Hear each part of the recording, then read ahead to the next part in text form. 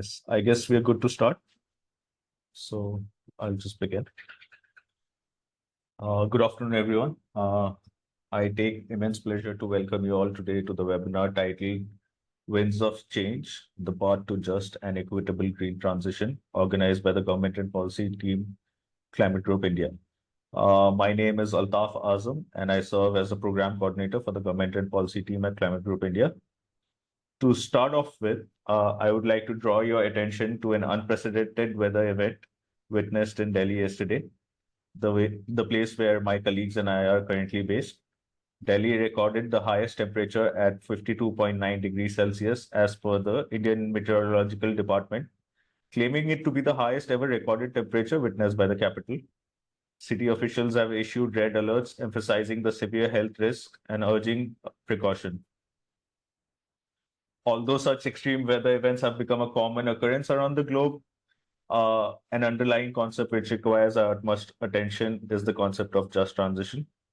For those who are not familiar with the term just transition, it broadly encompasses efforts to ensure a fair, equitable, and an inclusive transition to low carbon and environmentally sustainable economies and societies.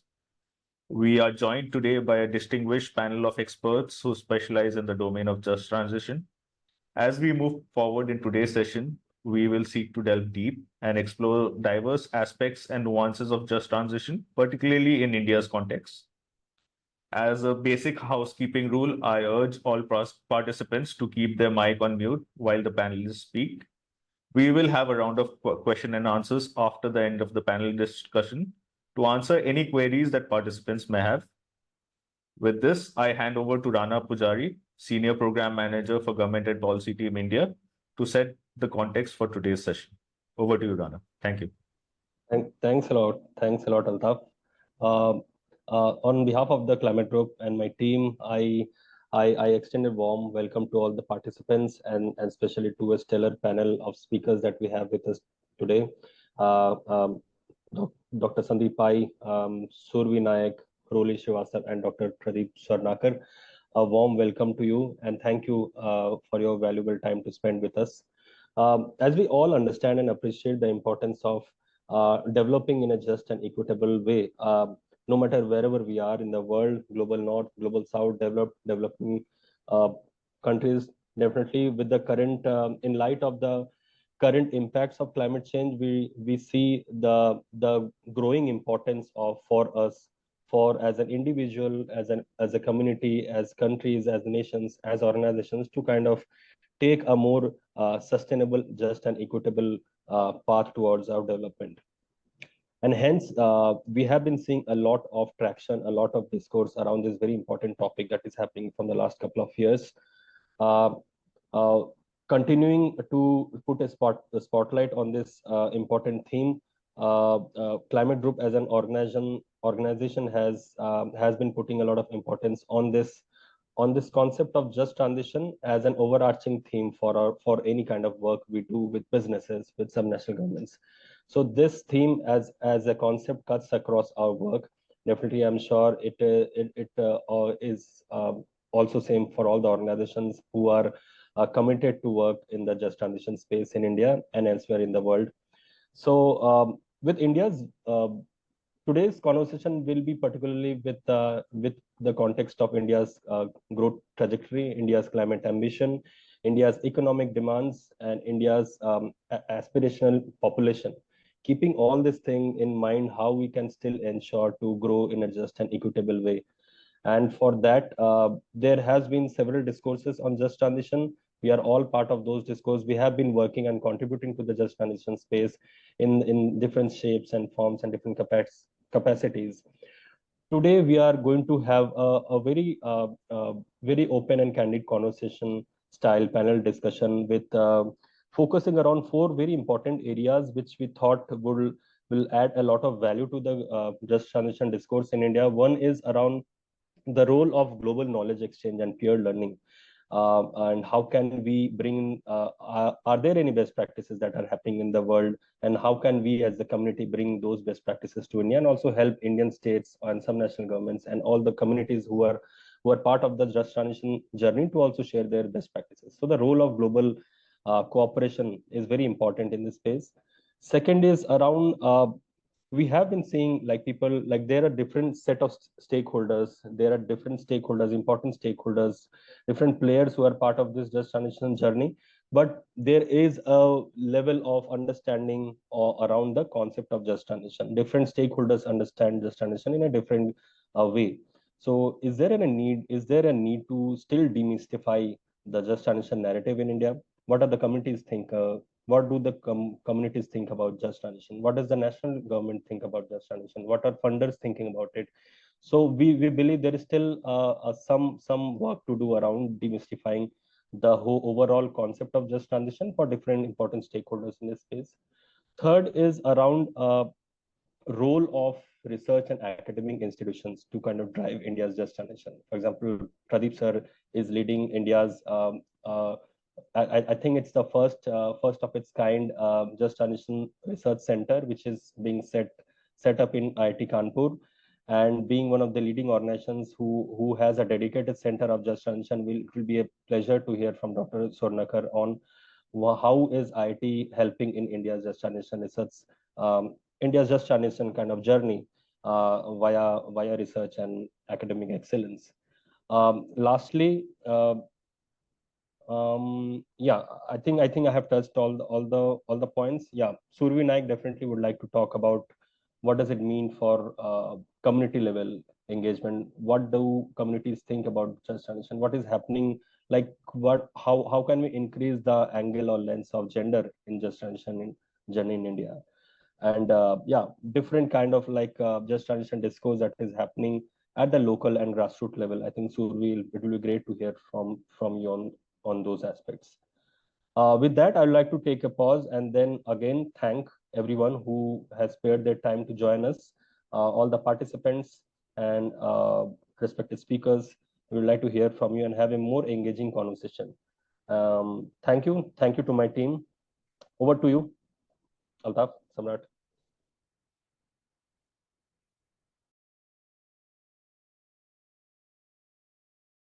You're on mute. With this, we will commence the panel discussion. To moderate the panel discussion today, I have with me my colleague Samrat Dev. He is the Senior Program Officer for Government and Policy Team India. Over to you, Samrat. Yeah, thank you, Altaf, and then thank you, Rana, for wonderfully setting the context for this discussion. Good afternoon and welcome, everyone. My name is Samrat and I will be moderating the session. First of all, it's my privilege to be part of this esteemed set of panelists, and we are so thankful for your time. We have some equally esteemed participants as well from all across the globe. Thank you all for joining. So in our panel today, we have a wonderful set of people who are experts in their respective domains. So I'll just give a brief intro of our panel. I'll start with Dr. Sandeep Pai. So welcome, Sandeep. Dr. Sandeep Pai is an interdisciplinary researcher, author, and an advisor. At Swaniti Global, he heads the research, design, and strategic engagement across topics ranging from global energy transition, coal sector dynamics to just transition. He was also a journalist with leading Indian newspapers such as Hindustan Times, writing on rural developments, energy transition, and political corruptions in India and South Asia. In 2016, he was awarded with India's most prestigious journalism award, the Ramnath Goenka Excellence in Journalism Award, for his series of stories on corruption in state-owned enterprises. In 2018, he published his first book on global energy transition, titled The Total Transition, The Human Side of the Renewable Energy Revolution. Sandeep's views often appear in media outlets such as The Guardian, Times of India, CNN, and elsewhere. He holds a PhD in Resources, Environment, and Sustainability from University of British Columbia. We are excited to have you on the panel today, Sandeep. Next, we have Ms. Roli Srivastava. Roli is a profound Mumbai-based journalist, and she reports on just transition, gender, migration, and inclusive economies. focusing mainly on India's marginalized communities. She has worked with the Thomson Reuters Foundation, where she was the climate and just transition correspondent, India, and other major Indian newspapers, including The Hindu, where she was the deputy director, and Times of India, where she was the editor, special projects. She has won the Petiserve Journalism Award and the Lardli Media and Advertising Award for gender sensitivity for her investigation on a health scandal in rural India. She is a journalist trainer and the founder of the Migration Story, which is India's first migration newsroom dedicated to mapping the stories of the country's 140 million internal migrants through compelling reportage and data. We are glad to have you on board, Roli. Next, we have Ms. Survi Nayak. Survi is an associate fellow in the energy transition vertical at the Sustainable Futures Collaborative. Her research interests are focused around political economy of coal, energy, labor, extractive industries, critical agrarian studies, and nature-society relations. At SFC, her research engages with various aspects of just transition in India, in particular coal dependencies, labor, and gender transformative approaches, state capacity, and governance framework. Survi holds an MPhil in Applied Economics from JNU, and she is currently completing her PhD with JNU. She is a recipient of European Association for South Asian Studies Research Student Award for the year 2021. We are delighted to have you on board with us, Survi. And finally, last but not the least, we have one of the most renowned professionals in the just transition sector, Dr. Pradeep Swarnakar. He has over a 2-decade-long career in environment and public policy, focusing distinctly on climate and energy. He currently holds the position of Professor of Sociology in the Department of Humanities and Social Science at IIT Kanpur. Additionally, he serves as the adjunct faculty at the Department of Sustainable Energy Engineering, the Department of Economic Sciences, and the Chandrakanta Keshavan Center for Energy Policy and Climate Solutions, all at IIT Kanpur. As the founder of the Just Transition Research Center, Professor Swarnakar leads the first of its kind academic think tank, which is dedicated to advancing just transition policies.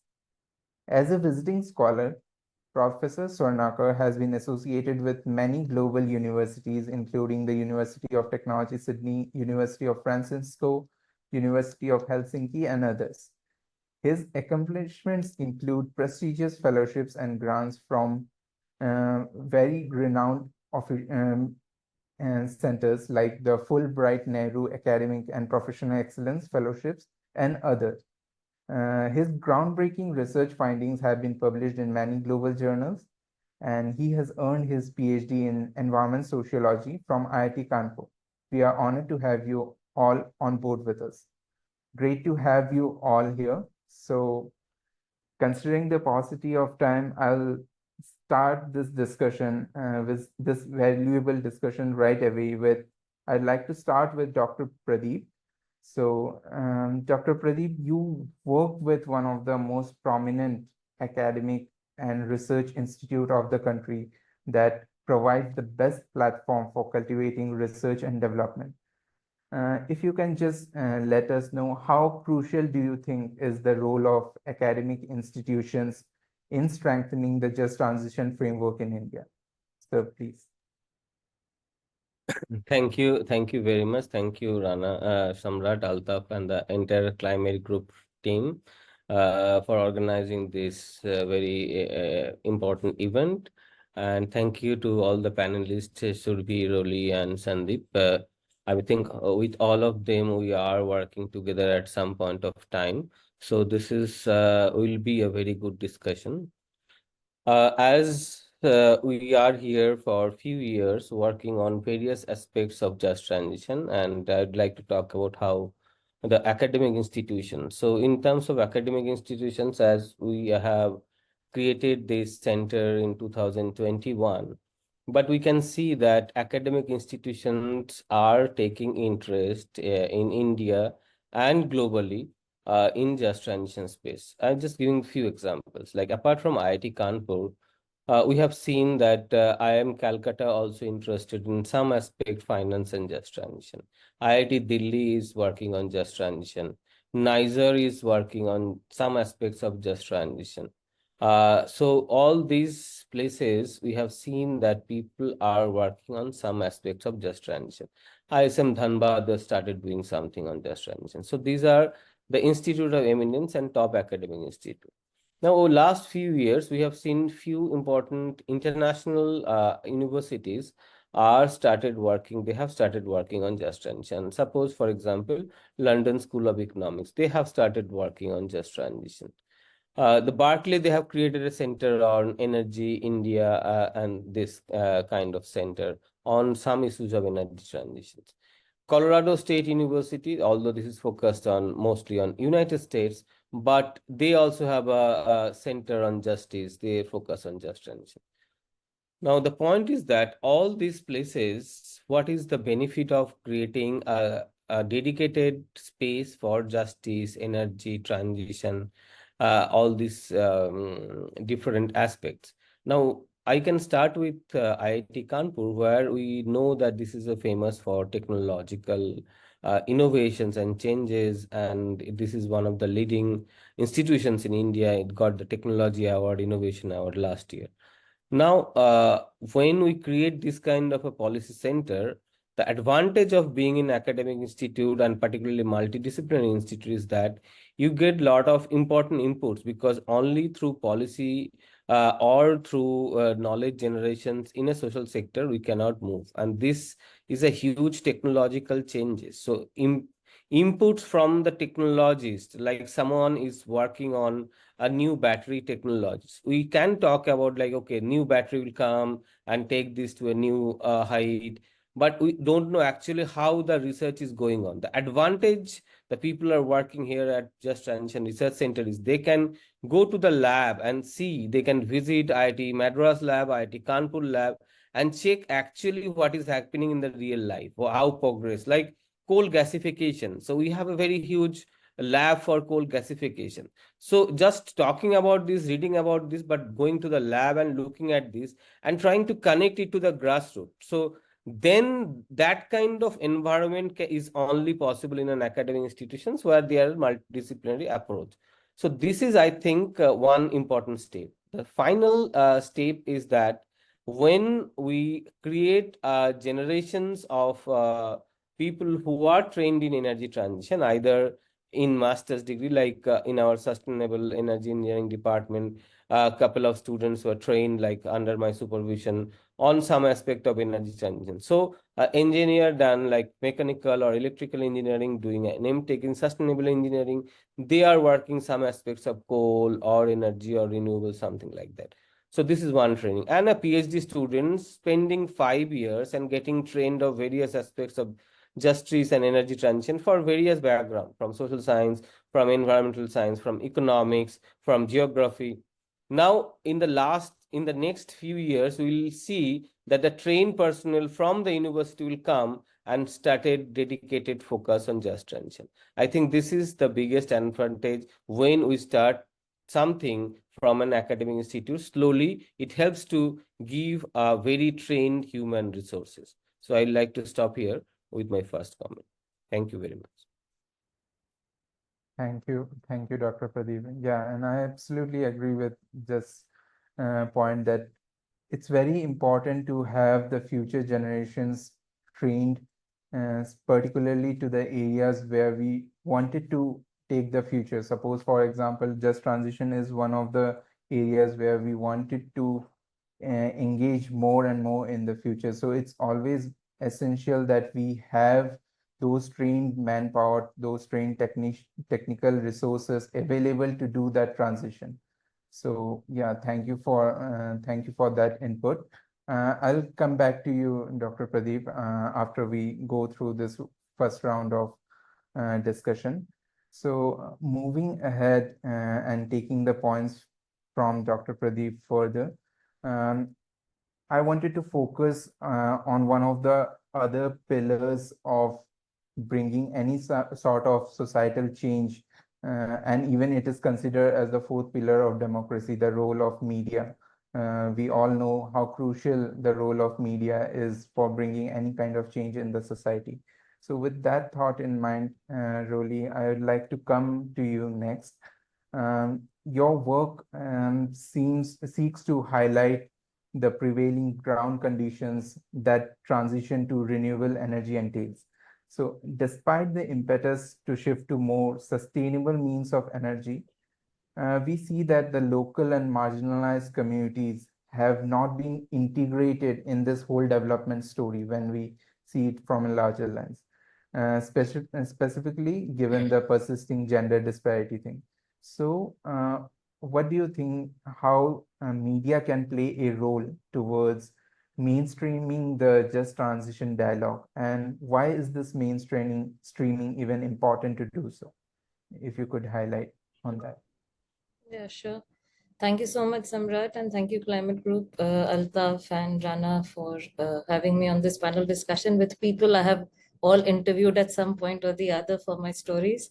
So, okay, the role of media is critical, I feel, in this just transition story, because I think just transition, unlike climate change, which has still found some kind of an understanding, it's now being discussed, it's on the front pages of newspapers.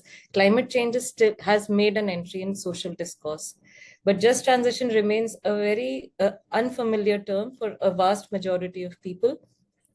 Just transition is discussed amongst researchers, think tanks, possibly policymakers, but it hasn't permeated into social discussions or a social dialogue, or how people have started discussing climate change. And that is where the role of media is important, to start reporting on these stories, to mainstream just transition. And why is that important? One is, Rana said in his opening remarks, the need to demystify just transition. How do you break it down? How do you make it accessible? How do you make it an engaging subject for people to understand and engage with? And why is it important for them to do that? As in, that's the role of the media right now, to make people understand why just transition is a subject that they need to engage with, and the connection with climate change. So right now, climate change and just transition are seen as two different in the minds of most viewers or readers. But to make the connection and the impact it would have on lives and livelihoods is the role of the media. And the most important part on why the media needs to take up this just transition story is to bring a human lens to it. Like I said, that a lot of just transition dialogue is with researchers, think tanks, policymakers, all of that, which is extremely important. But journalists bring voices from the ground, and those voices are extremely important to be carried to a larger audience, to a larger readership. Why is that important? So that these voices travel to policymakers. Why is it important for policymakers to take notice of these voices? Why is it? It's to bring in that perspective. Right now, the entire climate shift, the climate change narrative is kind of, and rightly so, as in we all talk about planet heating emissions, we all talk about fossil fuels as the villain. But people who are dependent on the fossil fuels, they are not, they do not consider coal as a villain. Or people who are living in the vicinity of renewable energy projects, they do not consider that as clean. So because it has impacted their livelihoods, there have been some opportunities, but there have been more challenges as well. So these are the voices from the ground that need to travel to policy. Why do they need to travel to policy? Is so that we, in the larger hope, like all journalists work in that larger hope, that it will make up these voices, and these concerns will then will then possibly be discussed in the global climate dialogues. Our community voices being heard globally. When the world talks about phasing out of fossil fuels, are we mindful of the impact phasing out of fossil fuels will have on a large number of people in India who are dependent on it for their living? So that's extremely important. So those are my opening remarks on this. Thanks. Yeah, thank you, Roli. I have plenty of questions for you, but I'll see how to just get it get it through this discussion. You rightly mentioned the filtering down of the just transition dialogue in the society level. Um, and India being a country which is still dependent on coal and various kind of fossil fuels, we do think that we do need to consider it as you rightly mentioned, it's not always villain for the people who are dependent on those resources. So how to help the communities transition away from those resources and in a much more cleaner way, how to give them those kind of alternatives to their livelihoods. That becomes one of the challenges when we see, because most of the times it's linked to their livelihoods. If we can provide a certain sort of alternate livelihood which can cater to their needs, they will be happy to move away to a different source and different livelihood options. So how to do that is one of the main things. And if you could highlight that in the later round of the discussions, that would be really helpful. Thanks, Roli. And coming on to the next point, which I'd like to discuss, as you have mentioned and discussed about the communities, the involvement of communities, and why it's essential to take them into the consideration when we are talking of any kind of policy level changes or policy frameworks. It's very communities plays one of the major stakeholders in that. And we are aware of the role the CSR arms of the corporates can play in driving that social change. So with this thought in mind, now I'd like to know your views, Survi, since you have an experience with the CSR arms of the corporate. So if you can tell us, how do you see the role of CSRs can come into the picture in facilitating a truly just and equitable transition, not just become an industry compliance in itself, and make some real impacts on the ground. Over to you, Survi. Yeah, thanks, Samrat. Thanks the entire team of Climate Group for having me here, and also for putting me together with such esteemed speakers, especially because they work very closely with the communities. And we have had several rounds of interaction around the same issues that we have been working on. So that's a very great opportunity for me to join them in this conversation. Coming back to your question on CSR, anybody like especially working in these areas, be it Odisha, Jharkhand, or Chhattisgarh, closely with the communities, trying to understand how the coal belts particularly look like in these regions, would know that CSR becomes a very important instrument in terms of public goods provisioning. Many of these coal companies provide several public goods, be it they invest in education, health, hospitals, many initiatives around rural development and so on. So definitely, I would say that CSR has a great potential in playing a very key role in just transition financing, and you know in particular implementation of some of the just transition initiatives. There are many opportunities when it comes to CSR in that sense, but also I would like to point out to some challenges when it comes to CSR, because the CSR expenditures or the CSR led development that we see in the, especially in the coal belt area, is not homogeneous in nature. There is a lot of spatial varieties. There are a lot of spatial differences because of the very fact that how dependent the particular region is. As we all know that, I mean, CSR basically is a mandatory compliance of every industry because of the Companies Act 2013, and at least 2% of their average net profits of 3 immediately preceding financial years has to be spent in terms of CSR. But there are also challenges in terms of, for example, I mean, there are regions where we see that, for example, in Odisha or in Jharkhand, where we see new coal mining coming up, or they are yielding high production. So the kind of CSR expenditure that is going on into these regions right now is very different from what it would be for West Bengal or any other, for example, Ramgarh or so on.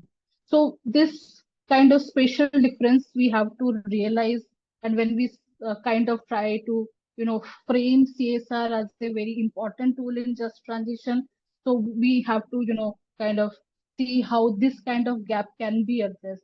And the second, before closing, the second point I wanted to also highlight is that CSR flows is also not uh, free from the kind of talks that energy transition is going to bring into this coal geographies, particularly as we see that the coal phase down will speed up. We will also see that many of these investments, CSR investments, will be withdrawn by many of the coal companies in the regions, which ultimately will affect the public goods provisioning, the kind of state capacity that they were strengthening in these regions particularly. So we need to also see that how CSR could remain a sustained flow of funds into this region, and the public goods provisioning remains intact even when we see increase in coal face down and so on. So I think I'll stop here, and I'm sure there would be a lot of discussion around it.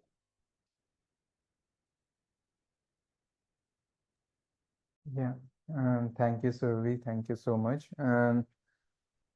You rightly mentioned about the spatial distribution of CSR expenditure, how it varies across regions, and what kind of impact it can have from the just transition lens. So we'll go in much more in detailed discussion in the next round of questions regarding that. I'll just quickly move over to my next final panelist, last but not the least, Dr. Sandeep Pai.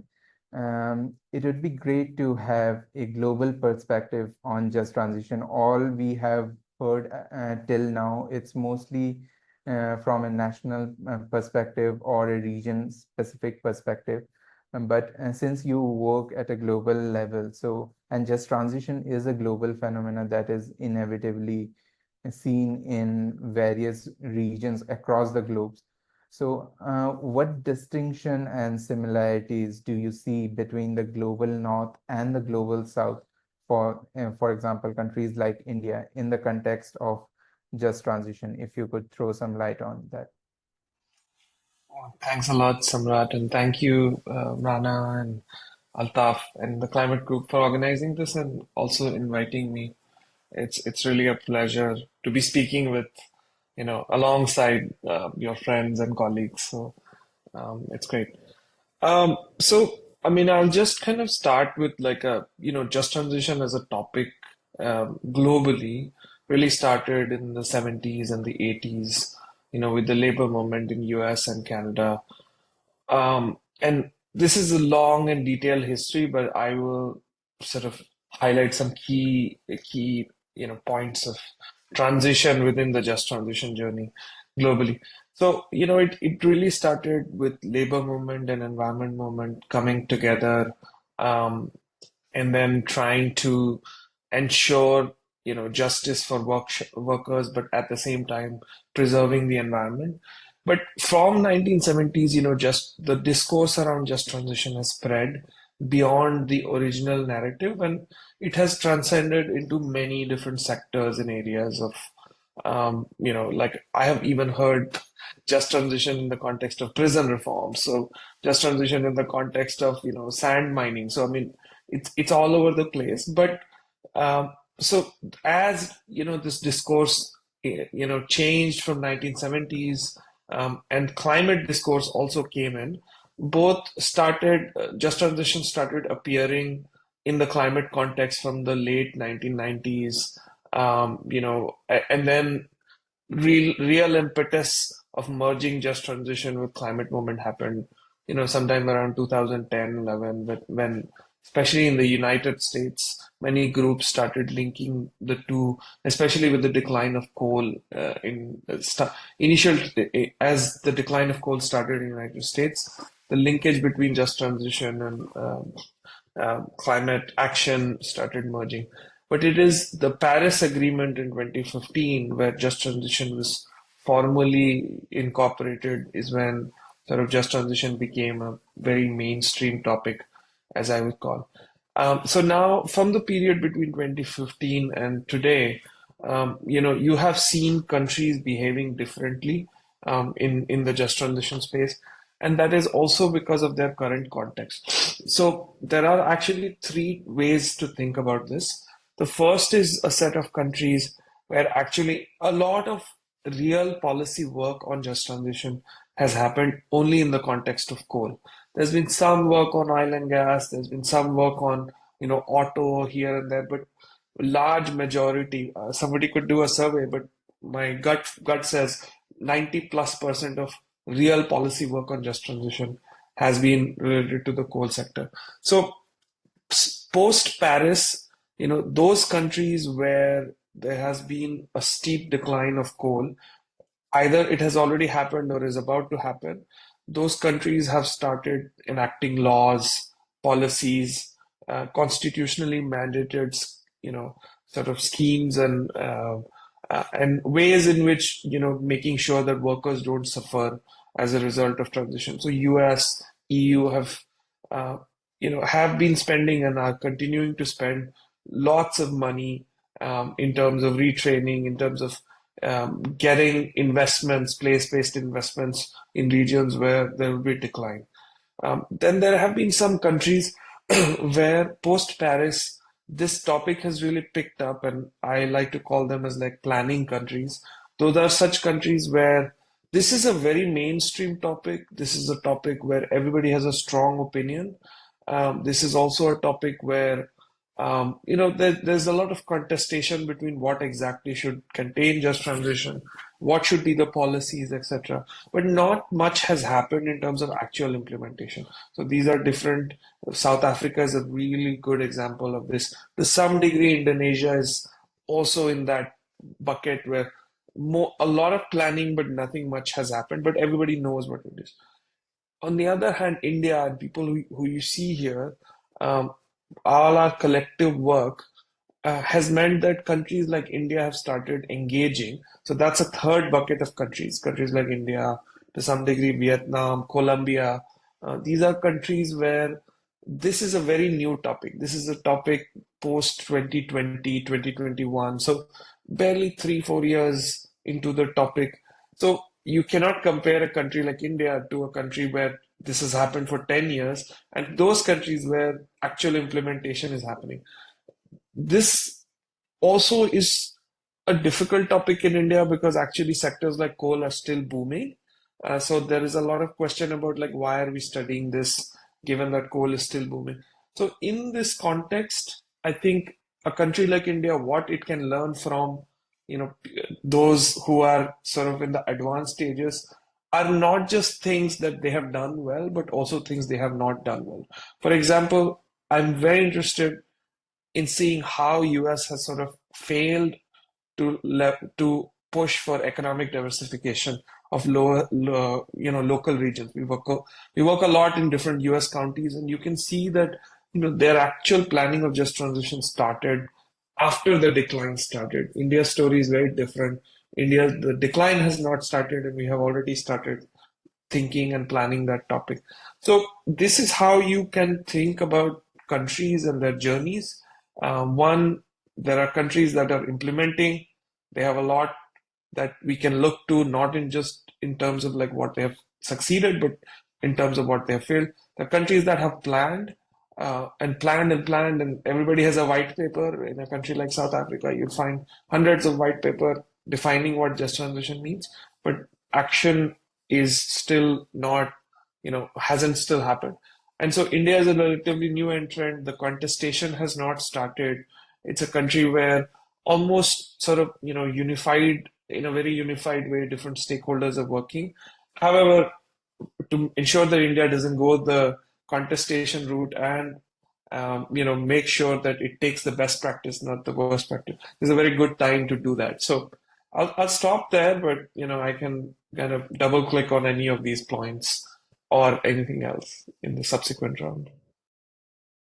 Yeah, sure. Thank you, Sandeep. I just wanted to ask a follow-up question to this. I know we are running a bit late on time, but I just wanted to know that you have mentioned about the economic diversification which failed in US. For India, for a country like India, what do you think are the possible ways in which we can diversify our economy in specifically coal dependent sectors? So I guess I asked the same question to Roli as well. So if anyone of you can come and speak about this. Yeah, I can start and then I can pass it on to Rolly. So, I mean, to me, this is the core topic of just transition. Like, there's no silver bullet. There's so many different pieces and elements. But if you put a gun to my head and say, choose a silver bullet, this is the silver bullet, which is how can places diversify? And one of the challenge that every place has suffered historically, and we have some of that work in India, but there's a lot more that needs to happen, is we don't know baseline. We don't know the baselines of who is dependent and at what scale and at what level. There's been some studies in India, but India is a big country, many districts, 50, 60 districts dependent on coal. So collective work would have been for 5 or 6 districts, but not specifically with the focus of economic diversification. But what is today required is like to understand who is dependent, at what scale, at what level, what are the different scale and types of dependency at local level. And then to be able to articulate, okay, based on this dependency and the skills of people, we can say that, here's 3 or 4 sectors that those districts or those places can diversify into.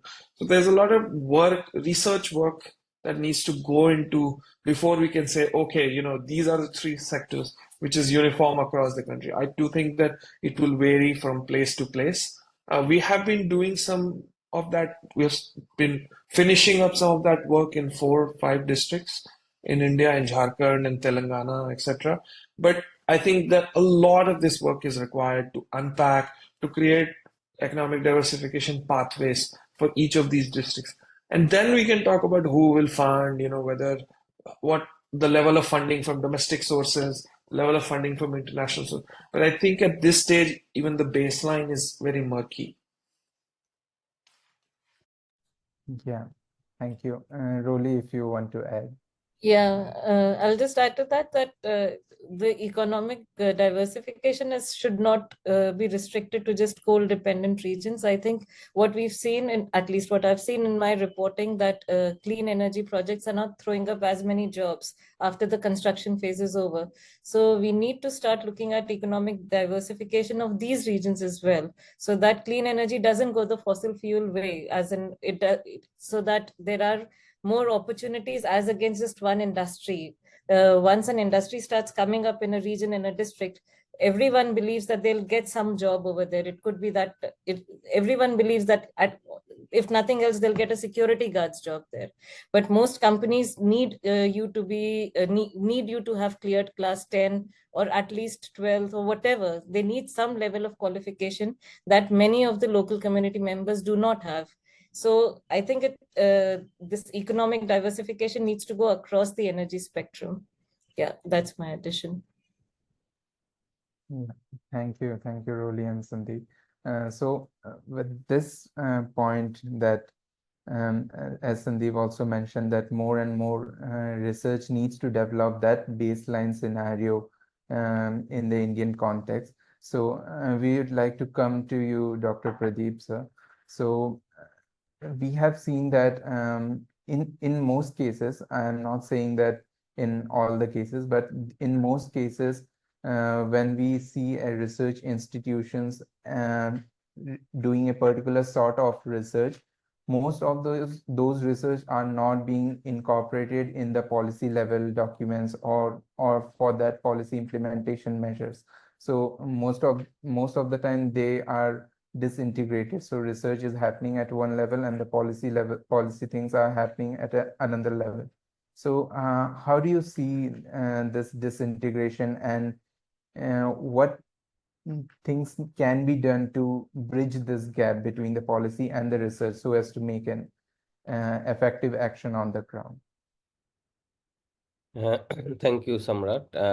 I think this is a very important point, and the idea of creating a center at IIT Kanpur and maybe other universities or premier institute will create those centers, because in countries like Germany, in countries like United States, we have seen that within the university we have a policy center which very much engaged with the government. Now, why this is a less engagement? First is that mostly the professors, either in sciences and social sciences, like people who are expert in aerosol, so they are part of some of the technical committees.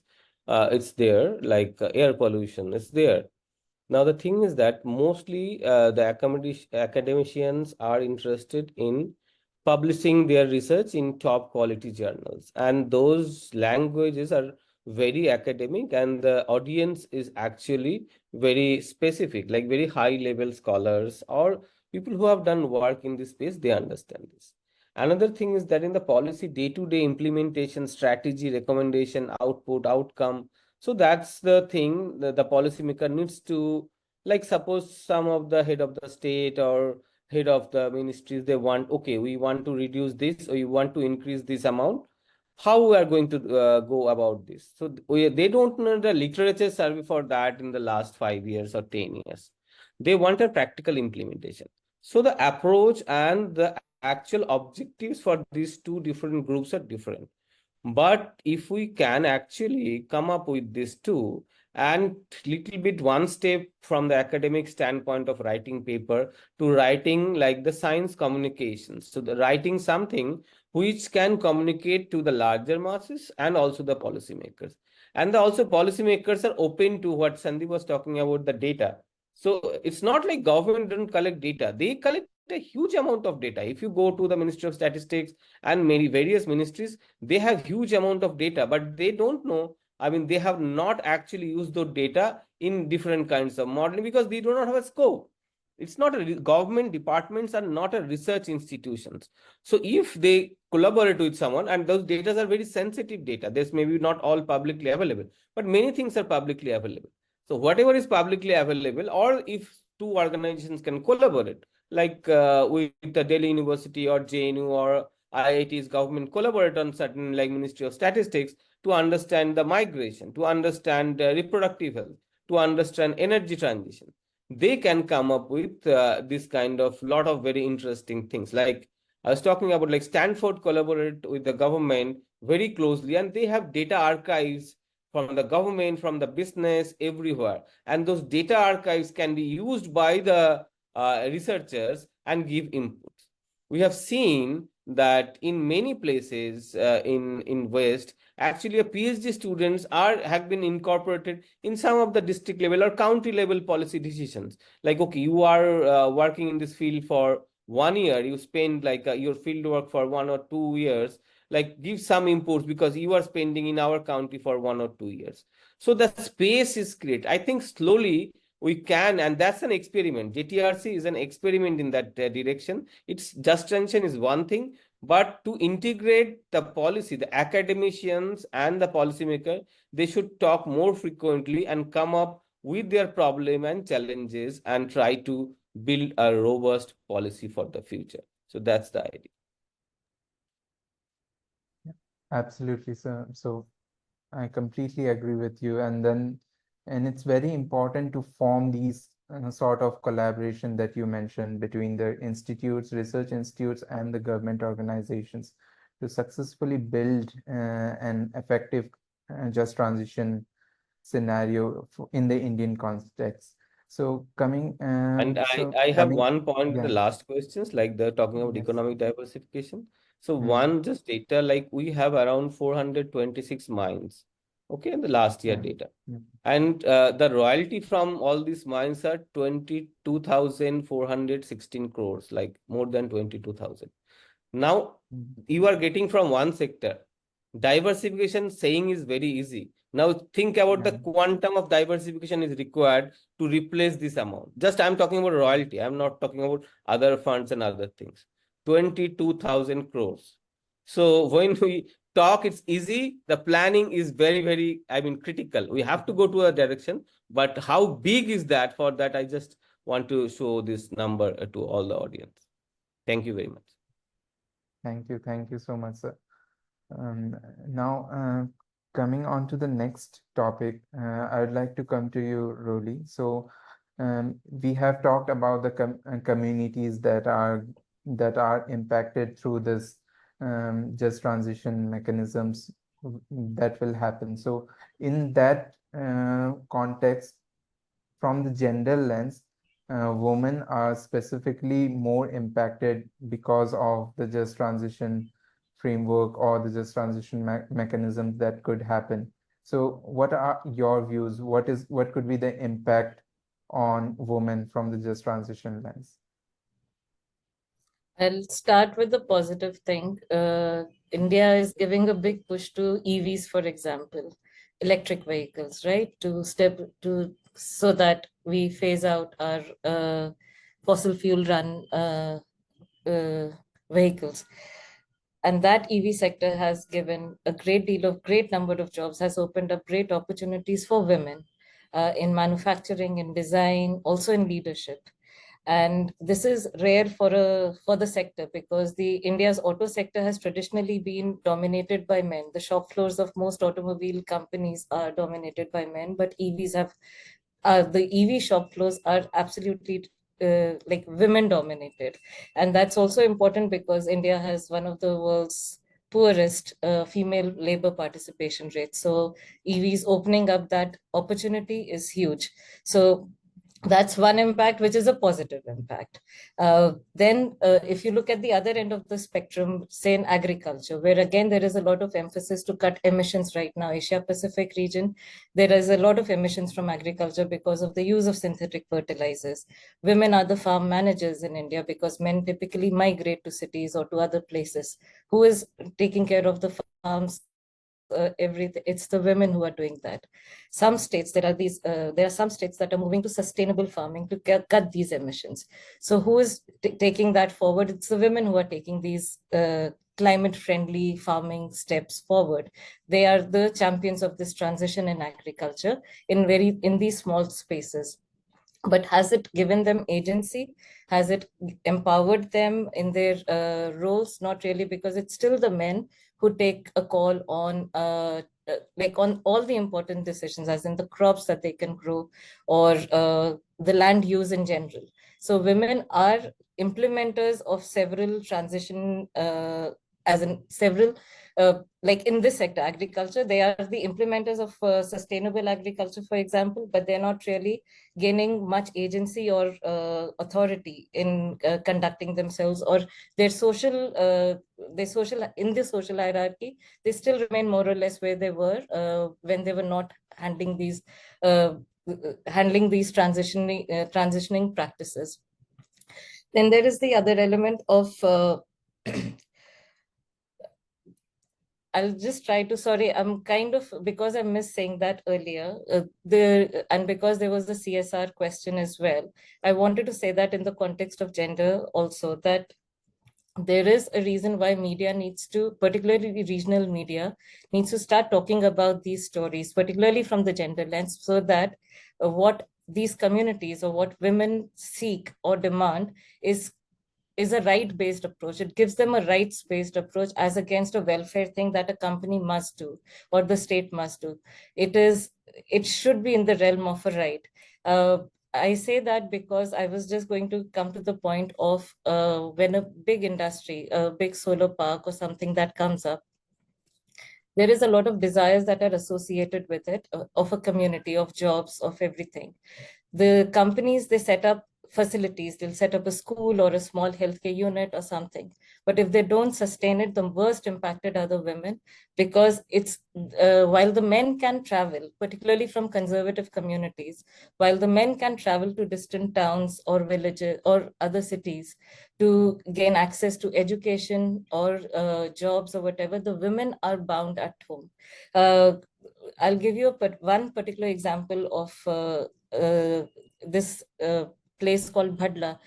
Which has one of the world's largest solar parks, where the solar company set up a school and it improved the enrollment of children in that region. A lot of girls started going to school. Many of them many of them holding a book for the first time in their lives.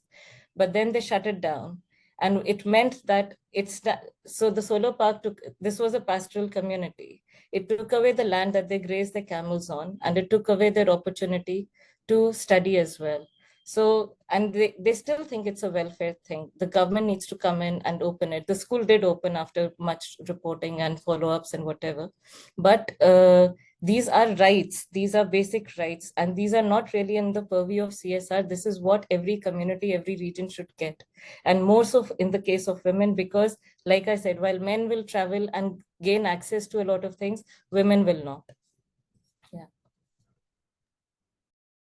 Absolutely, absolutely, Roli. I think this kind of hierarchy difference and the kind of issues that you have mentioned, it's not just limited to just transition thing. It's we see it all throughout different kind of verticals, be it education, be it health, in every aspect. So we see that the gender discourse is still lacking. However, I would say that there are measures that are being taken at present, but still the amount in which it should be taken, it's not at par, and it needs to be given more focus in the near future. So thank you for that, and I'll come next to Survi. So we have discussed about the economic diversification issues. I try to highlight the specifically for coal dependent areas.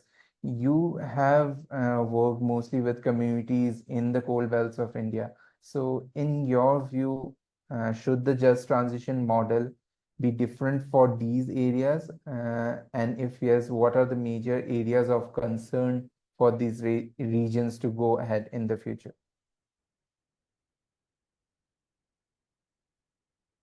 Yeah, so just to start off with, there is no single model of just transition.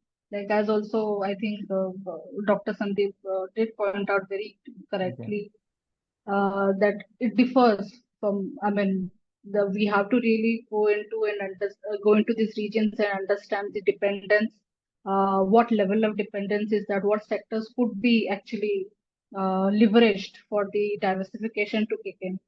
So in that sense, there is a lot of layers and there is a lot of differences in terms of different coal belt regions itself. So there is no single model that one district can, can have, and that can be replicated in another district. So it needs a lot of efforts, a lot of research to also understand how coal geographies, particularly to speak of, operate in these different regions. So coming to the dependence question, as I said, like, and also talked about by different speakers, is that it's still unfolding in the country. So we are in a very early stage of thinking about or planning for just transition. That also gives us a great amount of advantage to do things correctly. So first and foremost is to unpack this messiness, which is very challenging again, and needs a lot of research, lot of resources to do that. But the initial finding shows that it's a very complex relationship or a very complex dependence that we are going to unpack, and it's not black and white, and it's going to be very messy. So different models has to be created, perhaps maybe for each districts which are dependent on this. Then comes to when it comes to the engagement of communities, uh, again, there is a lot of diversity among the communities. We have like workers, we have hierarchical arrangement of workers.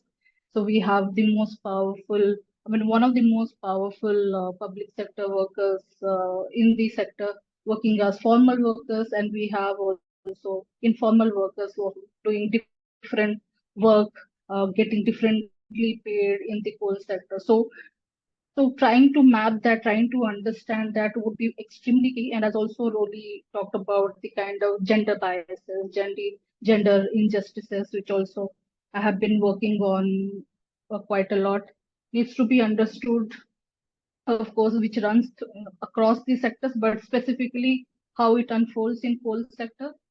So just to give you an example, like currently we have hardly 7 to 8% of women working in one of the most leading public sector coal company.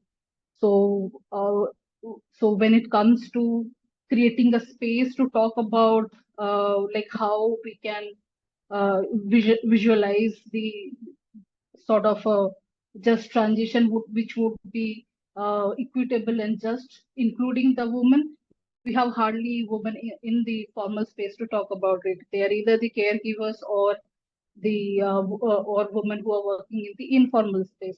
So designing uh, just transition plan, considering this sort of nuances, like how it plays out between different regions, how it plays out between the worker communities, formal, informal, and men and women, would be extremely important to like go ahead for us.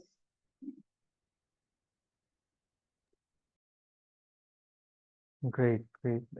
Thanks, Shurvi. So, we have heard from multiple perspectives, be it CSR, be it the role of media, be it from academics perspective. I would like to come to you last but not the least. I will give you the hardest job, Sandeep. So, you work with CSOs, so I just wanted to know what different can CSOs what different role can CSOs plays and what CSOs can bring into the table in terms of just transition framework for a nation perspective or for global perspective? Yeah, so I think like there's many layers to this question and many layers to this answer. So there are CSOs, I mean, you can call them CSOs or you can call them like large think tanks, large groups. So they operate at different scales, right? Like you have CSOs which are at very operating at a very grassroots level, working with very grassroots communities. Then you have those that are at more state level, the national, international. So each of these levels of CSOs have a big role. Now, let's start with the international ones. A lot of discourse about just transition, fortunately or unfortunately, is shaped by what happens at the global stage. I mean, the whole discussion on just transition in India is really because this discussion started in the US and other countries with respect to coal. And these large CSOs, if I can call them, or think tanks at a global level, have played a very instrumental role in shaping that global discourse, whether it's during COP events, whether it's a clean energy ministerial. So that they have a big role in advocating for some of the things like economic diversification. Unfortunately, today that discourse is at a very high level, and maybe some of the people that Pradeep and his group train will go and work in those places to advocate for some of the real issues. Then you have the national ones or the state level ones, which are operating within a country, within a sort of boundary. They have a lot of interaction with state level government or the central government level, officials.